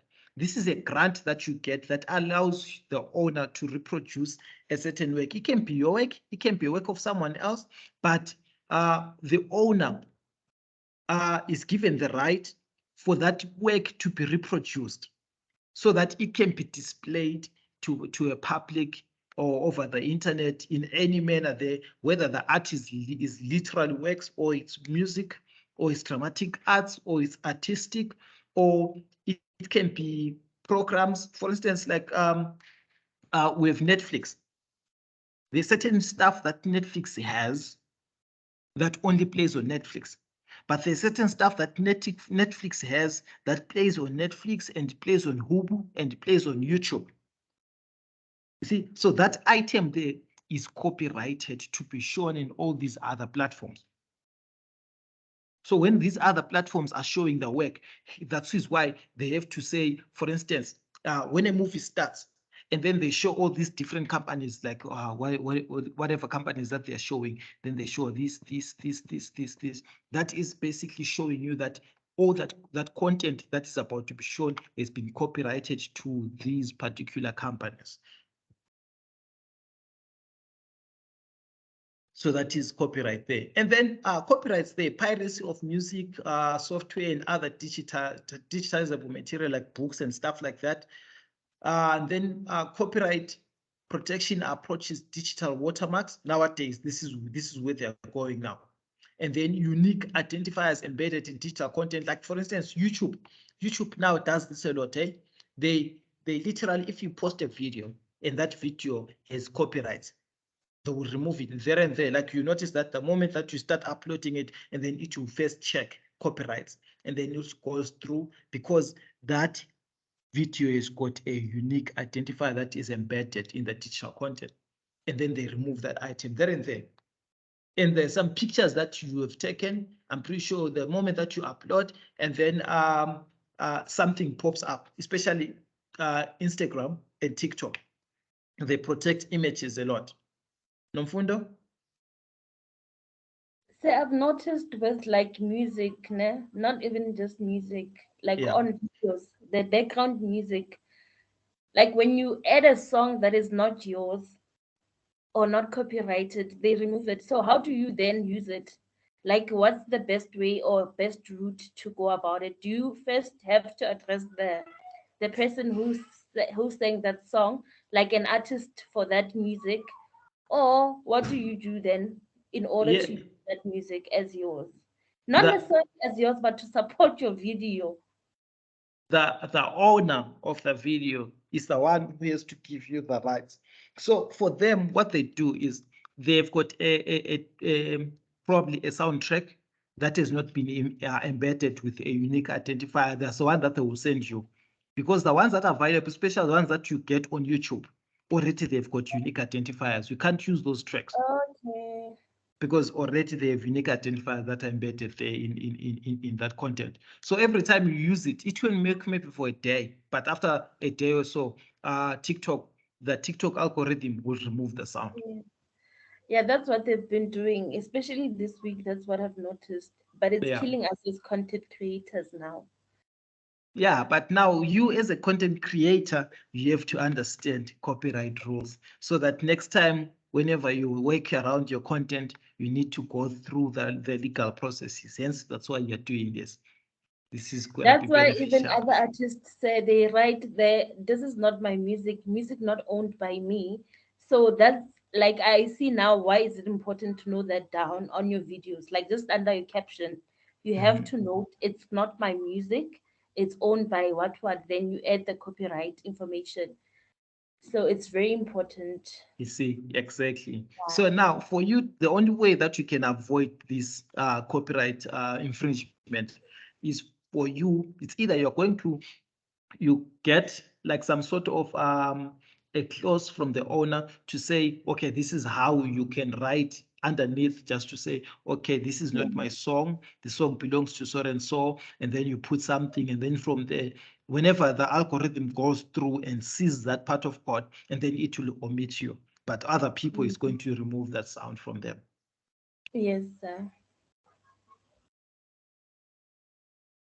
See, so now, and then there's something called DRM, Digital Rights Management, which is basically part of that of copyright. This works a lot with music. I'm pretty sure you've seen in a lot of music tracks, or actually a lot of like the music tracks that you have seen. There's always the words DRM written to a lot of the songs that you see. DRM just simple means digital rights management. It's part of the copyright. It's part of the Copyright Acts there. You should check it out. So especially in albums, when you see in albums, there's always DRM written somewhere in albums because they protect the songs that are there. They're all protected. And then there's something called trademarks. Now, trademarks here, these are symbols used by businesses to identify goods and services. And then government registration of the trademark confers exclusive legal right to its use. See, a symbol used by a business to identify their goods and services, and they are registered with the government. See, so now domain name and disputes and resolutions. See, and there's also something called cyber squatting. Did you know, as much as there's squatting where people can go and take over a piece of land, there's also taking over a piece of land on the internet, which is called cyber squatting. See, so now this is the practice of registering domain names in order to sell them later at a higher rate.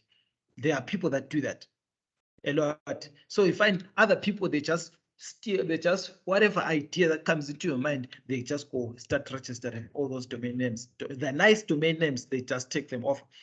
And the next thing is you are trying to look for a certain domain name that suits your company, and it says taken. You try taken, you try taken. But when you go on the internet and you type www what, and then it doesn't even appear, which means someone cyber squatted. Someone has taken that name so that they can sell it, because a domain name costs 99 Rand a year. Yeah, it's 90 Rand. It was 79 Rand, but now it's 90 Rand. It's 90 Rand a year. But now these guys that cyber squat will be selling these things for almost 500 Rand for you to use them a year, which is like 5 times the normal price, which is not really fair. See, hence that's what they call cyber squatting there. So it's part of trademarking somehow.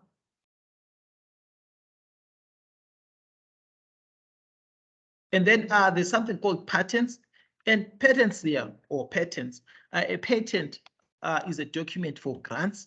That grants, I mean, the holder exclusive rights to an invention for a fixed number of years. E.g., now, when it comes to any design that is made, you are given a patent. Like for instance, Apple first came up with the touchscreen. They were given, I think, 5 years, a patent for 5 years for them to, was it 5 years or 2 years? I think it was between 2 and 5 years. I'm not so sure anymore. But now that patent they allowed them to own a touchscreen phone and that technology for that period of time. And then when that period of time lapsed, and the next thing is you see smartphones are all over. Samsung, Huawei, this company, Nokia, all those companies now, they start having the Blackberries, they start having touch screens and stuff like that. See, this is where that patent technology, this is where patent comes in. Like a patent is granted to a holder of a certain invention, but only to use it for a certain year, because they do not want you also at the same time to monopolize the market. See, and then also there's something called cyber bashing, which is a registration of a domain name that criticizes an organization or a person. I'm pretty sure you've seen this. There are certain websites that are done just for this, for cyber bashing, that have been developed for that. And then also there's called that fan or head sites. I'm pretty sure also you guys have seen what they call fan sites, which are not exactly cyber bashing, whereby you find some other people, they've got their own sites for worshiping their weird idols, like this is so and so, and then they worship that person in those sites and stuff. Yeah, weird world that we're living in. But yeah, it happens. So now Let me stop here today under unsolicited electronic ads, which is basically a continuation of email marketing. Then we're going to talk about this, and then I think we'll be done with this particular item there. Then we'll go all the way to hosting and arranging websites and things like that. So that is where we're going to continue from tomorrow, from this unsolicited electronic ads, where we've got those pop-ups and remarks, the legal issues when it comes to censorship and electronic contracts and business and the internet and things like that. So that is where tomorrow we'll be continuing from. So before I close, do you have any questions today? Do you have any questions, any queries, any clarifications that you guys need? Or what?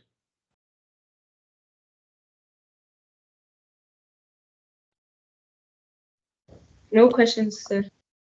Okay. Troy? Yes, sir. You said you're going to send us the slide, or you're going to attach it on the portal, but it seems like it's not there. Is it possible that we get the slide, the previous slide that you just passed? This slide or the previous two? The previous two. Oh, okay. I'll source them and then I'll send it. I said that I'll send them to. Oh, I'll send them to Mr. Sponello. I'll send them to Mr. Sponello. Yes, that's what you said. And then it's gonna upload them. Yeah. I apologize for that. They just needed to be reminded. Okay, perfect. All right. All right. Thank you, sir. Sharp. Tsepo?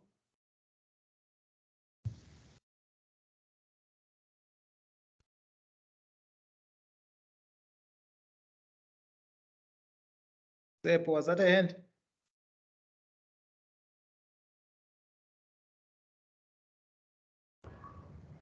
Yes, as you may say, me, I'm struggling with the work of the thing, the CV thing. So I don't even know where to start. Like I'm very struggling. I've been trying to get it. I didn't say do it now, Tsepo. I said for now, just go and check other people's websites and things like that and see what they have.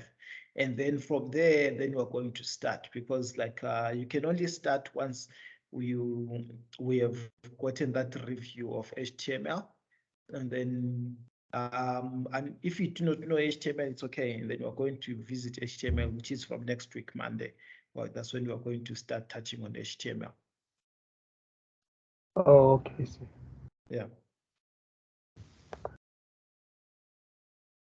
Okay. Any further questions, guys?